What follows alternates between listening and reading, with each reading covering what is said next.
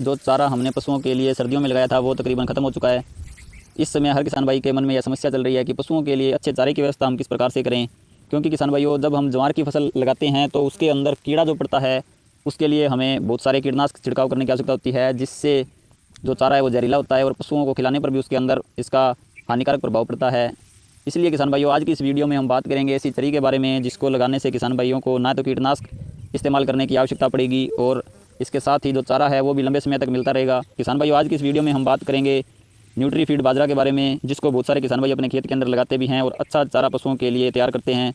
यह जो सेगमेंट है यह बहुत सी कंपनियां अपने अपने ब्रांड नाम से बेचती है। हम बात करेंगे मेन कंपनियों के बीज के बारे में जिनको लगाकर किसान भाई अच्छे चारे की व्यवस्था कर सकते हैं। तो चलिए किसान भाइयों, आज का वीडियो शुरू करते हैं। सबसे पहले बात आती है किसान भाइयों इस न्यूट्रीफीड की। तो यह जो बीज है किसान भाइयों, यह चारा बाजरा बीज है जो कि अडवंटा कंपनी का न्यूट्रीफीड नाम से आता है।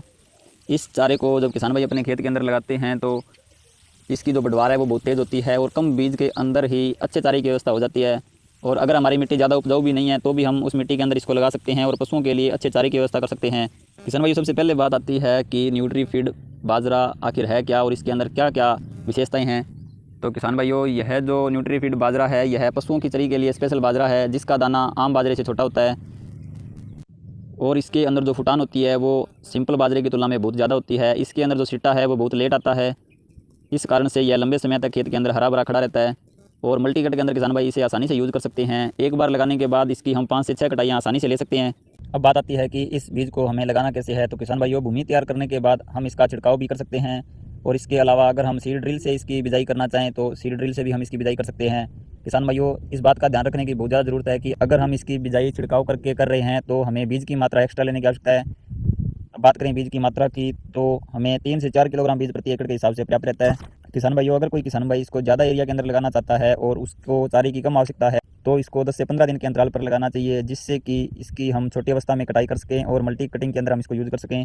क्योंकि किसान भाइयों, अगर हम लंबे क्षेत्र में एक साथ इसको लगा देंगे तो हम इसको पूरा नहीं काट पाएंगे और यह जो है पका हुआ अवस्था में आ जाएगा। अगर हम इसकी एक ही कटाई यानी कि सिंगल कट लेना चाहते हैं तो यह तकरीबन 12 से 14 फीट हाइट कर जाता है और बहुत लेट इसके अंदर सिट्टा बनता है। जिन क्षेत्रों में ज्वार के अंदर कीड़े की समस्या बहुत ज़्यादा आती है यानी कि कीड़ा बहुत ज़्यादा लगता है, उन क्षेत्रों के अंदर यह बाजरा बहुत ही बेहतर ऑप्शन है। किसान भाइयों, बात आती है इसकी कटाई की। तो इसकी पहली कटाई 40 से 45 दिन पर तैयार हो जाती है और कटाई ज़मीन से हमें 4 से 5 इंच ऊपर करनी है। कटाई करने के बाद इसके अंदर हल्की सिंचाई ज़रूर करें और सिंचाई के साथ हमें 25 से 30 किलोग्राम यूरिया ज़रूर देनी है, जिससे इसकी अगली जो कटाई है वो 25 से 30 दिन में तैयार हो जाती है। किसान साथियों, लास्ट में बात आती है इसकी वैरायटियों की। तो अडवंटा इसे न्यूट्रीफीड नाम से बेचती है और राशि सीड्स इसे SBH 100 नाम से बेचती है। आपको यह मार्केट के अंदर 600 से 700 रुपये प्रति किलोग्राम के हिसाब से आसानी से उपलब्ध हो जाएगा। किसान भाइयों, आज की इस वीडियो में हमने बात की न्यूट्रीफीड सेगमेंट के बारे में। उम्मीद करता हूँ आपको यह जानकारी उपयोगी लगी होगी, इसलिए वीडियो को लाइक करें और ज़्यादा से ज़्यादा किसान भाइयों के साथ शेयर करें। धन्यवाद।